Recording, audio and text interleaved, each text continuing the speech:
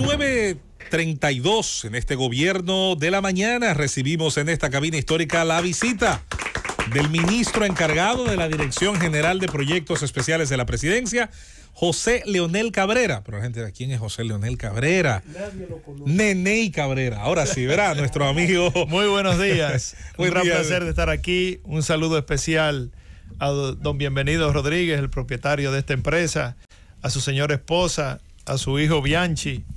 Un saludo reverente a don Álvaro Arbelo, hijo, quien me dicen que está remoto. Así es. Perfecto. Y un saludo a José Luis y a través de él a todo este elenco de profesionales de más alto nivel de la comunicación. Un gusto estar aquí con ustedes. Neney, para nosotros siempre un placer. Tú eres una figura ya frecuente en el gobierno de la mañana, siempre con cosas muy importantes para aportar.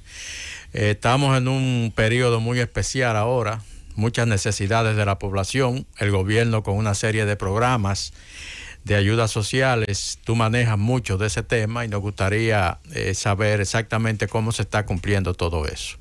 Muy bien, miren, en un ejercicio responsable y con mucha determinación del presidente Luis Abinader, desde que llegamos al gobierno, nosotros no hemos ocultado las dificultades que hemos tenido que enfrentar, empezando por el tema de la pandemia, que llegamos y encontramos un país sumido en una profunda crisis, tanto desde el punto de vista sanitario como desde el punto de vista económico.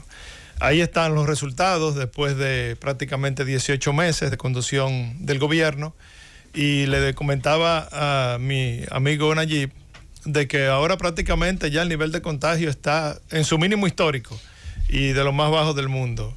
Me decía él que ayer Salud Pública reportó 100 y tantos de contagios. 127, el día anterior 147, así. Igual que el nivel de letalidad ya del COVID es prácticamente cero. Y el nivel de internamiento, se pasan días y ya los hospitales inclusive están desmantelando o desmontando, mejor dicho, la unidad de COVID que tenían destinada para ese propósito, porque ya casi no hay hospitalización por el tema del COVID. De manera que sentimos que hemos tenido un gran acierto en lo que es el combate de la pandemia, y ahora nos enfrentamos a una secuela del COVID que se agrava ahora con el conflicto entre Ucrania y Rusia, que es el tema de la inflación. Una inflación mundial que está golpeando a todos los países, y República Dominicana no es la excepción. Igual, el presidente se ha puesto de frente y está tomando decisiones para un poco paliar, acompañar al pueblo dominicano y paliar la situación que estamos viviendo. Y de ahí es que hemos anunciado un paquete de medidas de compensación social. Un primer paquete lo anunció el 27 de febrero, que consiste precisamente en llevar los beneficiarios de Supérate de 1.300.000 a 1.600.000, aumentando en 300.000 nuevos beneficiarios que van a recibir 1.650 pesos. Hay que recordar que antes de nosotros llegar al gobierno recibían solamente 825 pesos. Por igual también el presidente anunció el aumento en 400.000 nuevos hogares para que reciban el subsidio del bono gas.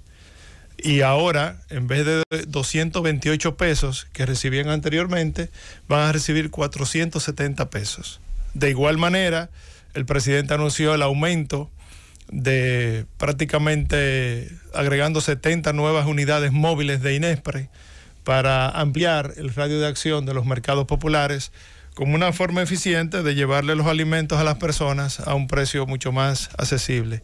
Igual también anunciamos la duplicación de la cantidad de alimentos cocinados que se distribuye a través de comedores económicos, para también asistir a la gente, a las personas que no tienen nada y que puedan alimentarse sin el pago de ninguna especie. Anteriormente, Comedores Económicos vendía los alimentos. Actualmente hemos duplicado la cantidad que estamos sirviendo, no le estamos cobrando, y oigan qué situación más espectacular.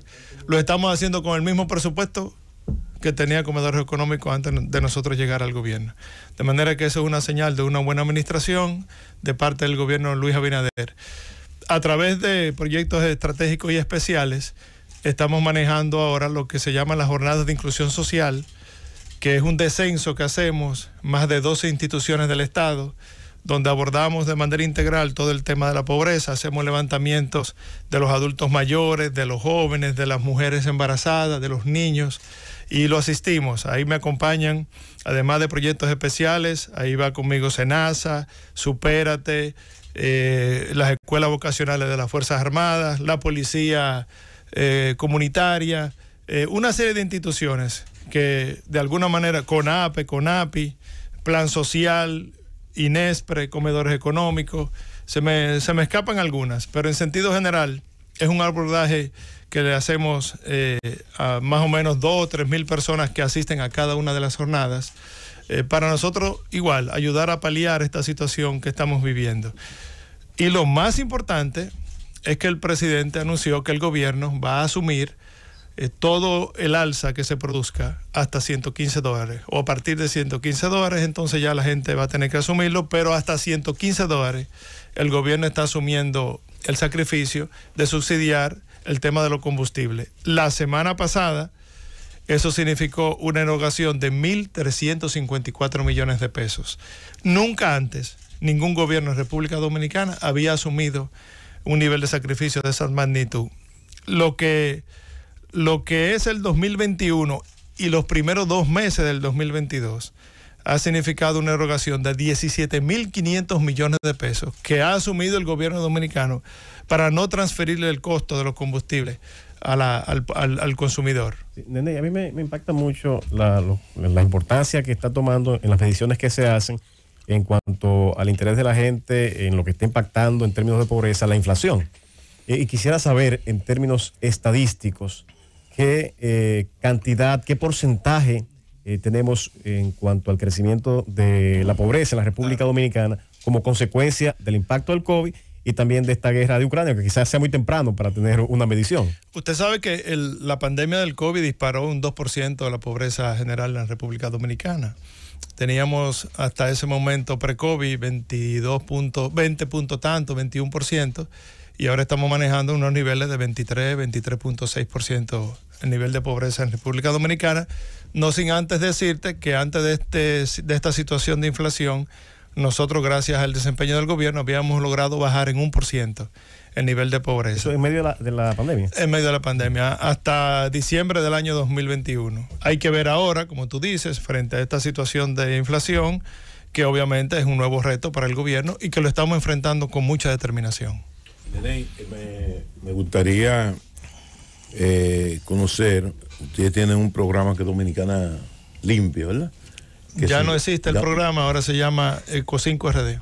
Eco5RD, pero tienen propósitos igual, que ha cambiado prácticamente de nombre, pero me gustaría conocer en detalle, porque eso juega un papel importante, no solamente para el desarrollo de los municipios que tienen y los distritos municipales ahora, que aunque están descentralizados, no tienen la capacidad operativa para el manejo de los desechos sólidos.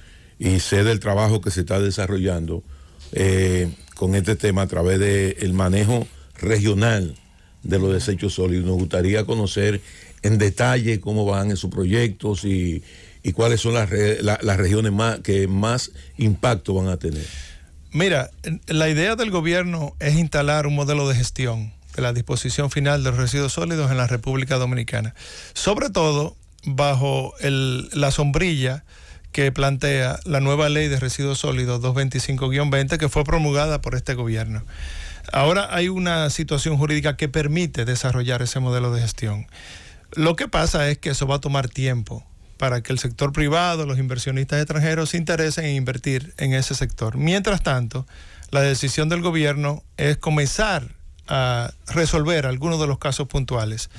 El año 2021, a través de proyectos estratégicos y especiales, se invirtió 570 millones de pesos para remediar los vertederos de Jaina, Higüey, Punta Cana, Samaná, Terrenas, Nagua, Puerto Plata, Sosúa y también San Cristóbal y La Vega. Fueron totalmente remediados y ahora estamos procediendo a la construcción de estaciones de transferencia en la mayoría de los casos. Pero para los que nos escuchan, ¿qué significa remediar? Que fueron remediados. Remediar significa que cuando llegamos eran vertederos o botaderos a cielo abierto sin ningún tipo de control técnico. Nosotros llegamos e inmediatamente pasamos a controlar técnicamente el depósito de los residuos, de los desechos en esos vertederos. Y hoy usted puede ir a uno de esos vertederos y puede contactar que todo el manejo de los desechos fue correctamente, y ahí lo que se ve es como si fuera una pista de aterrizaje, porque ya no hay basura a cielo abierto, ya se descarta cualquier tipo de incendio que era muy frecuente que se produjera anteriormente. Y ahora, como dije, vamos a pasar, o estamos ya en el proceso de construcción de estaciones de transferencia, que anuncio aquí al país que entre el mes de abril y mayo, o sea, en los próximos 60 días, nosotros vamos a proceder a entregar de manera oficial ya las estaciones de transferencia construidas en cada uno de esos vertederos. En el caso de San Cristóbal y Puerto Plata y Santo Domingo Este, que siempre genera mucho interés, estamos en el caso de los dos primeros, Puerto Plata y San Cristóbal, lo vamos a proceder a construir un relleno sanitario regional. Todavía estamos en el proceso de licitación de ese proceso. Y entonces, en el caso de Santo Domingo Este, que siempre me lo preguntan, nosotros estamos identificando, que ya tengo la buena noticia, que parece que localizamos un terreno con las condiciones adecuadas desde el punto de vista técnico y medioambiental para proceder a construir una estación de transferencia. Estamos precisamente esta semana, ya vamos a sentarnos todos los actores a ver si finalmente ese terreno que ha sido identificado se puede utilizar para la construcción de esa estación de transferencia, que Santo Domingo Este lo necesita con urgencia. Señor ministro, hemos visto a lo largo de los años cómo el río Sama ha sido envenenado. Parte de los proyectos que sé que ustedes están manejando es el rescate y saneamiento del río Sama. En el mundo entero, las ciudades que son divididas por un río, bueno, son muy prósperas, y toda esa ribera de los ríos justamente se convierten en lugares de grandes mansiones. Pero tenemos un problema serio, que son las cañadas que van a desembocar al río Osama. ¿Qué hay de proyectos real, de inversión real para sanear y proyectar de forma diferente el río Osama de nuestro país? Mira, a mí me gusta ser muy honesto. Tú sabes que se creó una comisión, inclusive fue desde el gobierno pasado, donde participa el sector privado y muchas instituciones públicas, incluyendo proyectos estratégicos y especiales. Cuando llegamos, el presidente hizo algunas modificaciones de esa comisión, y la verdad es que por el tema de la pandemia, las dificultades que hemos tenido que manejar, no se ha producido la primera reunión de esa comisión, tengo que ser honesto. Es una tarea pendiente. Lo que pasa es que tenemos que manejar las urgencias. Este es un país que hay que tratar de caminar con una doble agenda, sin descuidar lo importante, pero dándole preferencia a lo que son los temas urgentes. Y hemos tenido que enfrentar demasiadas urgencias, y es lo que estamos haciendo ahora. Bien, me gustaría preguntarle al licenciado Neney Cabrera, con relación a los proyectos de construcción de viviendas económicas para personas vulnerables que desarrolla el PROPET. Yo recuerdo que cuando hicimos el programa especial desde esa institución, se hablaba que habían construido hasta ese momento unas 145 viviendas aproximadamente. Nos gustaría saber cómo va ese programa del PROPET en este momento. Muy buena pregunta. Igual, tengo una buena noticia que dar, así como lo di ya con las estaciones de transferencia. Quiero anunciarle al país que en los próximos 60 días, o sea, empezando en abril y terminando en mayo, vamos a entregar 300 viviendas, que la hemos denominado ecocasas, pero es un concepto de vivienda diferente, es un concepto de vida diferente. No es solamente entregarle casa. De hecho, lo invito públicamente a la primera entrega que se va a hacer en Asua. En el barro, sí. Ahí vamos a entregar 100 viviendas. ¿Cómo van a hacer esas casas? Primero, son construidas con material de polietileno expandido, que tienen un componente de hasta un 30% de material reciclado, que han sido recuperados de los ríos y las cañadas de República Dominicana. Eso es la primera bondad que tienen esas ecocasas. En segundo lugar, a pesar de que tienen alucin como techo, no zinc, nosotros también le ponemos un aislante, y además un plafón, de manera que la temperatura interior de las casas es mucho más agradable que inclusive cuando usted está fuera de la casa. De igual manera también cada casa tiene un panel solar como una forma eficiente de estimular al uso de lo que es la energía renovable. Pero lo más importante es que, como dije, no es entregarle una vivienda a cada dominicano, no. Es que el que va a vivir, por ejemplo, en el barrio, va a tener en esa urbanización, va a tener espacio para la recreación deportiva, porque tiene cancha deportiva, va a tener espacio para la recreación cultural, va a tener una iglesia, van a tener espacios y se van a instalar un mercado de Inespre, una farmacia del pueblo, va a haber una oficina de denuncia de la Policía Nacional. En fin, es un concepto de vivienda que queremos desarrollar en República Dominicana, sobre todo que nosotros estamos haciendo esto sin ningún costo para el beneficiario. O sea, porque estamos trabajando con personas que viven en la pobreza extrema y entonces no le vamos a cargar ningún costo. Y sobre todo, para darle la garantía de que este modo de vida diferente va a funcionar en el tiempo, nosotros estamos estableciendo esas instituciones que se van a instalar allá, van a pagar mensualmente una renta, que es lo que entonces va a ir a un fondo común que le va a dar mantenimiento a ese proyecto habitacional para garantizar de que eso funcione de manera correcta.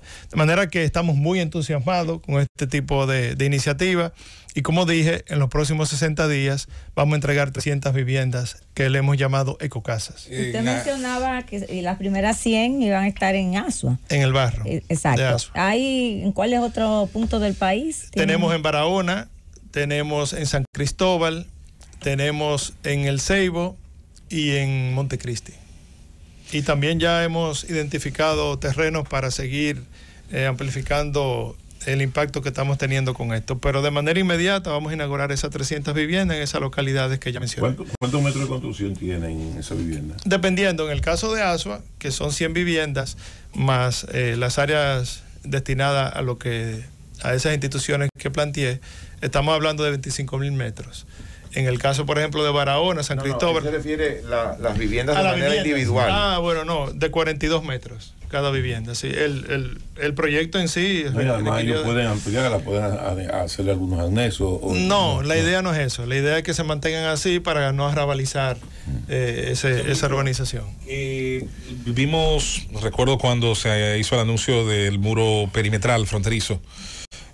Su presencia, y queríamos preguntar primero cuál es la participación, si es que tiene la Oficina de Proyectos Especiales de la Presidencia directamente con ese proyecto, y si de la mano de ese muro fronterizo que tiene una serie de elementos, vamos a decir, a su alrededor, se piensa también hacer algo relacionado a los habitantes de esa zona justamente que va a ser afectada por el muro.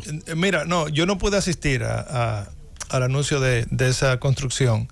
Y tampoco proyectos estratégicos especiales tienen nada que ver con la construcción del muro. Lo que sí estamos trabajando nosotros es precisamente con todas las provincias de la línea fronteriza, porque son provincias muy deprimidas económicamente, y entonces ahí proyectos estratégicos y especiales tienen una labor que realizar y estamos haciendo. De hecho, las próximas provincias que vamos a impactar con este modelo de ecoviviendas serán las provincias fronterizas por instrucción del presidente Luis Abinader.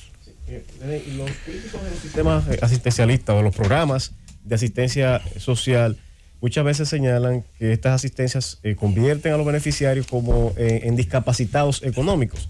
Y quisiéramos saber si cuentan ustedes con las estadísticas que pudieran de alguna manera decir algo distinto con relación a la reinserción que se logra de estas personas que resultan beneficiadas de estos programas sociales. Muy buena pregunta. Efectivamente, la idea de nuestro gobierno no es asistir a las personas para condenarlos a vivir de una dádiva del Estado.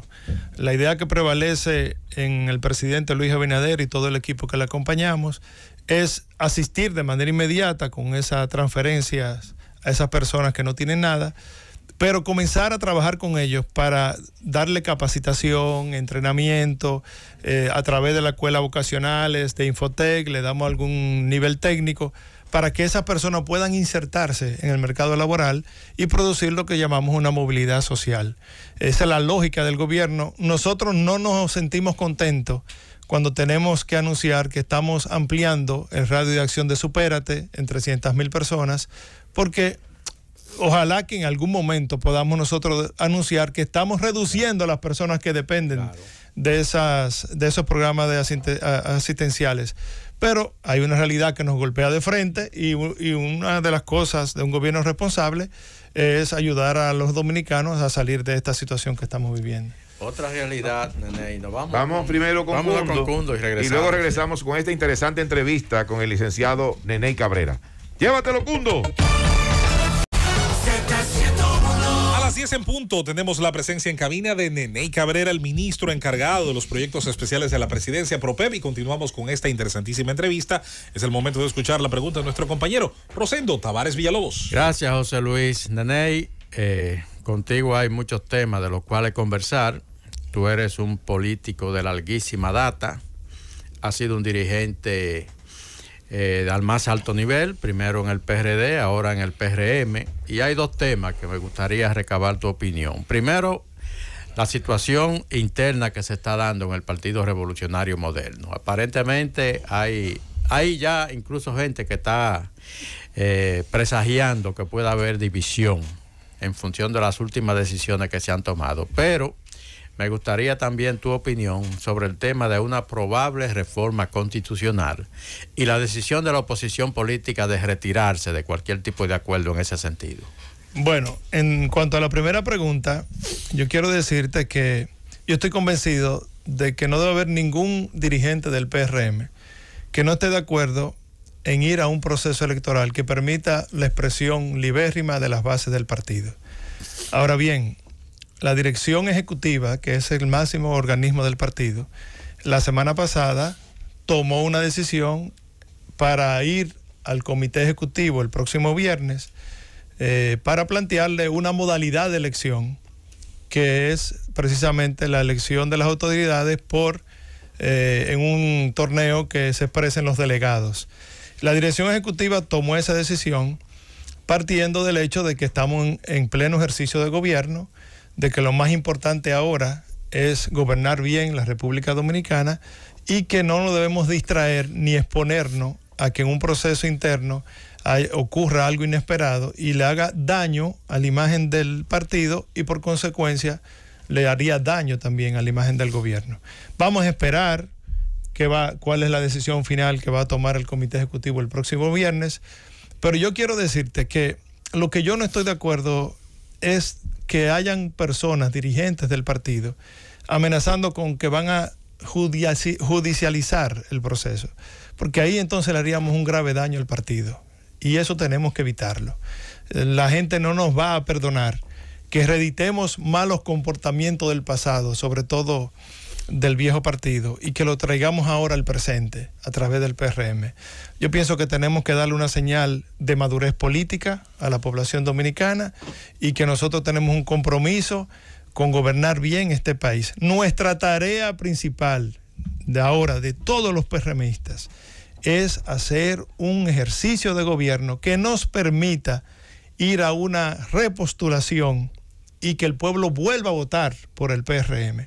Si nos distraemos en cosas que no son tan importantes ahora, como esa de elegir nuestras autoridades en un proceso abierto, so pena de que ocurra algo inesperado, entonces haríamos un ejercicio, un flaco ejercicio de la democracia y de lo que es la responsabilidad que hemos asumido frente al pueblo dominicano. En cuanto al tema de la reforma constitucional, mire, aquí se aplica la vieja expresión de que el ladrón juzga por su condición. Y me llama muchísimo la atención la reacción inesperada, tanto del PLD como de la Fuerza del Pueblo, a propósito de esta propuesta de reforma que ha hecho el presidente Luis Abinader. Y digo que el ladrón juzga por su condición porque tanto Danilo Medina como Leonel Fernández en su momento propiciaron una reforma constitucional para beneficiarse de manera personal en cuanto al periodo presidencial. Pero este no es el caso. Tampoco el presidente Luis Abinader es como Danilo Medina, que tenía sus hermanos y sus cuñados depredando el Estado Dominicano. Aquí el presidente Luis Abinader no tiene ni hermanos ni cuñados que están nombrados en el Estado Dominicano. Tampoco el presidente Luis Abinader es como Leonel Fernández, que le pintaba el país de las maravillas al pueblo dominicano para engañarlo en cuanto al desempeño económico, las perspectivas de progreso, de crecimiento. El presidente Luis Abinader es diferente. Él plantea la realidad, la cruda realidad. Estamos viviendo un momento muy difícil, producto de la pandemia, de una inflación. Estamos tomando la medida. El pueblo dominicano sabe que cuenta con el acompañamiento de un presidente y de un gobierno que actúa con responsabilidad, pero no le oculta de ninguna manera al pueblo dominicano la situación que estamos viviendo. De manera que yo entiendo... perdón, don Álvaro. Ministro Neney Cabrera, viejo y querido amigo, estoy de acuerdo con lo que acabas de decir, de llevar la división a ese partido. Y un partido que acaba de ganar unas elecciones, en cierto modo acaba de ganar unas elecciones, y ya meterlo en una serie de reformas que lo que podrían provocar es una derrota. Pero bueno, mi opinión es esa, estoy de acuerdo contigo. Ahora, tú diste muchos detalles importantes de los programas, los planes que estás desarrollando, lo cual no me extraña porque tú has sido siempre un trabajador incansable, infatigable. ¿Cuál es la posición de la iniciativa privada? ¿La empresa privada está cooperando con tus planes? Sí, claro. Como dije, en cuanto a lo que se refiere al manejo de la disposición final de residuos sólidos, ahora a través del fideicomiso de residuos sólidos que establece la ley 225-20, tenemos ahí muchísimas propuestas, tanto del sector privado nacional como del sector privado extranjero. Hay más de 20 o 25 proyectos que han propuesto para solucionar los diferentes vertederos, las diferentes situaciones que tenemos de cielo abierto, y estamos muy entusiasmados y sobre todo muy seguros que ahora con este nuevo marco legal definitivamente nos encaminamos a resolver de manera definitiva el problema de la disposición final de los residuos sólidos en la República Dominicana. Ministro, usted mencionó el concepto de la ecovivienda, me parece sumamente interesante, pero me gustaría que nos explicara. Te queda muy bien tu sombrero verde. Gracias. Te vi en la red en el día de ayer. Andaba por Peralvillo, por allá. Sí, yo te doy seguimiento. Muchas gracias. Sí, ya veo que me da seguimiento. Pero es una mujer muy elegante, le queda bien todo lo que se pone. Muchísimas gracias. Nos gustaría conocer un poco cómo es el proceso, es decir, esas personas a quienes se le están haciendo esas viviendas, cómo califican, cuál es el proceso que se lleva a cabo. Y otra pregunta, ahí mismo, porque a lo mejor después no me da tiempo a volverle a hacer una, es ¿qué vamos a hacer con el vertedero de Moca? ¿Cómo es que vamos a resolver el problema que hay entre el ayuntamiento, los municipios que no quieren que se lleve a Monte las Aguas, la propuesta que hay del gobierno de que se haga camino a La Vega? Sí. ¿Cómo es que vamos a resolver ese problema?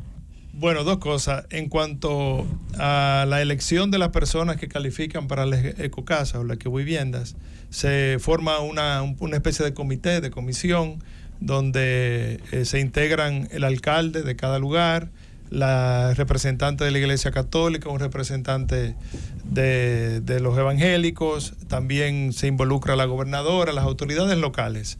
Y ahí se hace entonces una preselección, se identifican las personas que viven en sectores más vulnerables, se hace una preselección y se le van asignando en las casas. Ese es el modelo que estamos implementando y que hemos tenido hasta ahora mucho éxito, no ha habido ningún inconveniente con eso. En cuanto al tema de la solución del vertedero de Moca, ya estamos en proceso de licitar lo que es la construcción de una estación de transferencia, que es lo que se va a hacer en Moca. Precisamente estamos definiendo si hacerlo en el actual vertedero o hacerlo en unos terrenos que fueron localizados por las autoridades anteriores, que está precisamente como a unos 20 kilómetros del actual vertedero. Eso se está definiendo, pero lo más importante es que ya tenemos los recursos asignados para la solución definitiva de ese problema de Moca. Ministro, yo vuelvo al tema de la modificación constitucional y lejos de la descalificación que usted ha hecho del presidente Danilo Medina y del presidente Leonel Fernández alrededor del debate del tema, de que Luis no tiene los hermanos que tenía Danilo, que yo pienso que lo importante de todo esto, al margen de esto, es irnos al debate político, si se quiere, más que la descalificación. Y se lo digo porque el Partido de la Liberación Dominicana, y lo voy a decir porque usted lo sabe, yo soy dirigente del PLD, hizo un planteamiento público, emitió un documento de 12 páginas explicando las razones por que entendía que en este momento no había necesidad de iniciar un proceso de modificación constitucional.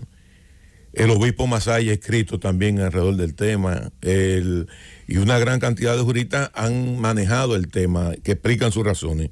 Y no he visto que la dirección política del PRM le ha dado una respuesta política, sino que siempre se cae en ese tipo de calificaciones. Y lo importante es responder las razones por las cuales el PLD entiende que en este momento, como lo ha escrito un documento, no está de acuerdo con una modificación de la Constitución de la República, al margen de eso. Aquí se habla de un Ministerio Público Independiente, que hay un debate alrededor de eso, que no solamente involucra al PLD, sino también a otros sectores, y otra serie de reformas que son importantes, y lo que se habla de consenso, y de ver cómo que usted fue, no sé si usted fue asambleísta en el 2002, en el 2010. Por 8 años. Por 8 años, hasta el 2010. Garantizar que por lo menos ese mandato de la Constitución, con una serie de leyes, se inicie un proceso de aprobación para poder continuar fortaleciendo la institucionalidad de la República Dominicana. Entonces mi pregunta es la siguiente: ¿cuál es la posición que tiene el PRM sobre la comunicación que le envió el Partido de la Liberación Dominicana al CES, al gobierno, explicando las razones por las cuales entiende que no debe modificarse la Constitución en estos momentos? Mira, en primer lugar quiero aclarar que el presidente Luis Abinader tiene hermana y tiene un hermano. Lo que pasa es que los hermanos del presidente son gente honesta y que no le interesa participar en el Estado Dominicano. Pero es que ese no es el debate, porque lo que estamos debatiendo es el tema constitucional. Dijiste que no tenían hermanos. Pero aclarar también, ministro Nene Cabrera, que todo el mundo es inocente hasta que se pruebe lo contrario. Yo creo que esos hermanos del expresidente Medina están siendo sometidos a la justicia, y hasta tanto no pese una sentencia condenatoria definitiva sobre ellos, también se entiende que ellos son inocentes. Estoy de acuerdo contigo. En cuanto a la pregunta de Felipe, quiero decirte lo siguiente. Lo que ha propuesto el gobierno es una reforma constitucional, primero para establecer el Ministerio Público Independiente y segundo para fortalecer los organismos de control del Estado Dominicano. Ese es el propósito fundamental de esta propuesta de reforma constitucional. ¿Y qué ha hecho el gobierno? Lo ha mandado al Consejo Económico y Social, que es el organismo que establece la Constitución para discutir los grandes temas nacionales. Lo que nosotros entendemos es que tanto el PLD como la Fuerza del Pueblo, lejos de pararse de la mesa y retirarse de las discusiones, lo que tienen que hacer es plantear sus posiciones, plantear sus ideas y de ahí sacar entonces una propuesta consensuada para nosotros seguir fortaleciendo y consolidando el sistema democrático de la República Dominicana. Ese es el propósito de nuestro. Por eso le digo, es que el PLD le entregó un documento de 12 páginas al Consejo Económico y Social, fijando una posición sobre ese tema. Lo que pasa es que no te respondo en torno a eso porque no conozco el documento y no me gusta hablar de lo que no conozco. Yo te lo voy a hacer llegar el documento de 12 páginas motivando cada uno de esos aspectos de la propuesta que hizo el gobierno en torno a la modificación de la Constitución. Lo que quiero aclarar es que la presunción de parte de la oposición de que se puede en una asamblea revisora abrir el tema de la extensión o del periodo presidencial. El presidente Luis Abinader ha dicho con mucha claridad y responsabilidad que a él no le interesa ni tampoco acepta absolutamente ninguna variación en cuanto al término de la gestión presidencial. Es soberana la asamblea, Nene. Sí, es soberana. De hacer lo que quiera. Claro. Y después que un poder independiente al poder ejecutivo toma una decisión en esa asamblea. Pero recuérdate que hay asambleístas que responden a los intereses del Partido Revolucionario Moderno. Y el líder del Partido Revolucionario Moderno es el presidente Luis Abinader y el presidente Hipólito Mejía. Y ha dicho el líder del PRM que a él no le interesa, ni tampoco acepta ninguna variación en cuanto al periodo presidencial. Por ese liderazgo hay que imponerlo en el código penal, que todavía no se ha aprobado, y es el líder. Y tenemos la ley de extinción de dominio, que tampoco se ha aprobado, Y su compromiso el presidente Luis Abinader el pasado 27 de febrero de que en esta legislatura vamos a propiciar para que sea aprobado la ley de extinción de dominio. Bueno, esperemos que ese liderazgo se imponga. Funciones, para dejar ya tranquilo a Felipe, No, yo estoy tranquilo, quisiéramos, volviendo a tus funciones tan importantes dentro del Estado, en términos del ataque a la pobreza en el país, quisiéramos saber si, entiendo que debe haber, si existe un mapa que zonifique, regionalice, de alguna manera la pobreza. Claro. Identificando dentro de ese estudio, como lo hacen organismos internacionales, marcando el índice de desarrollo humano, cuáles son las causas de la pobreza en esas regiones y esas provincias. En ese orden quisiéramos saber cuáles son las regiones más pobres, las provincias más pobres, los municipios más pobres, las causas y cuáles son los planes especiales que están destinados a atacar esas causas de esa problemática. Bueno, como sabemos, la región más pobre del país, precisamente la región sur. Y la causa principal es que ahí no hay ninguna actividad económica, salvo casos excepcionales, para poder darle empleo a las personas y que puedan autosostenerse. Por eso es la apuesta del gobierno del presidente Luis Abinader de desarrollar de manera definitiva el polo turístico de Pedernales.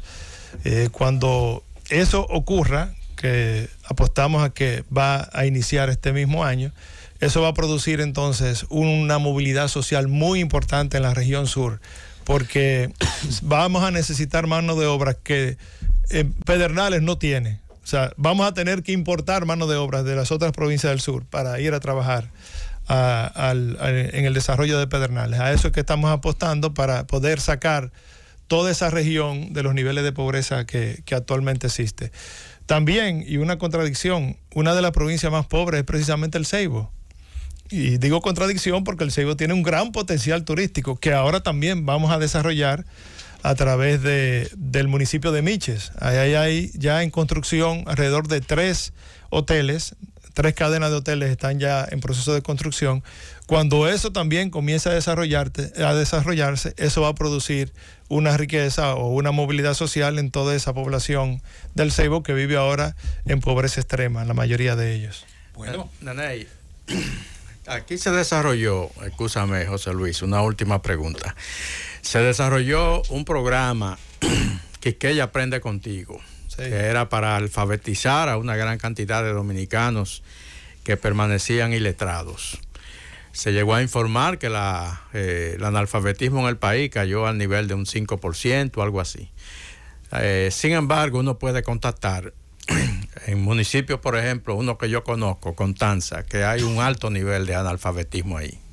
¿Cuál es en realidad? ¿Qué encontraron ustedes en ese aspecto? Y si se van a continuar con esos esfuerzos. ¿Qué se ha hecho? Mira, cuando nosotros llegamos... Se hizo un esfuerzo grande, eso es claro. ¿Qué se ha hecho ahora? Cuando nosotros llegamos, nos encontramos y hasta nos entusiasmamos cuando vimos que, en teoría, nos faltaban alrededor de 50,000 dominicanos para llegar al nivel del 5% o por debajo del 5% de analfabetismo. Que cuando tú llegas por debajo del 5%, entonces la UNESCO declara el país libre de analfabetismo. Eso me entusiasmó muchísimo y yo dije, bueno, si nos falta 50,000, vamos a hacer toda la programación para lograr ese objetivo en el año 2021. Claro, ahí nos encontramos con la dificultad de la pandemia, pero lo peor fue que entonces cuando empezamos a auscultar lo que supuestamente ya habían sido alfabetizados, nos encontramos con la triste realidad de que eso era una ilusión óptica, que efectivamente era un engaño más de la pasada administración y que no había ese nivel de alfabetismo o de alfabetización que ellos estaban planteando. ¿Qué hemos hecho nosotros? Mira, partiendo de que se nos hace muy difícil en medio de la pandemia y las restricciones que impone la pandemia, asistir a esos lugares para alfabetizar a la persona que lo necesita. Entonces ahora estamos promoviendo algo que yo hice cuando me gradué del colegio, que a mí me obligaron a alfabetizar una persona como requisito sine qua non para usted obtener su grado de bachillerato. Servicio social. Entonces ahora estamos implementando un plan piloto aquí en el Gran Santo Domingo, donde todos los estudiantes de las escuelas públicas que se vayan a graduar van a tener entonces la obligación, entre comillas, de alfabetizar a una persona. Aquí graduamos aproximadamente 100,000 estudiantes al año de las escuelas públicas. Imagínese usted que cada uno de ellos alfabetice una persona. Estamos hablando de que anualmente pudiéramos alfabetizar 100,000 personas. Si logramos establecer eso como un requisito, de aquí al 2024 estaríamos hablando que entonces sí es verdad que pudiéramos decir que ya estamos por debajo del umbral, el 5% del analfabetismo en la República Dominicana. Interesantísimo plan y proyecto. Nosotros hemos hablado aquí mucho del servicio civil obligatorio, no el servicio militar obligatorio, sino el civil.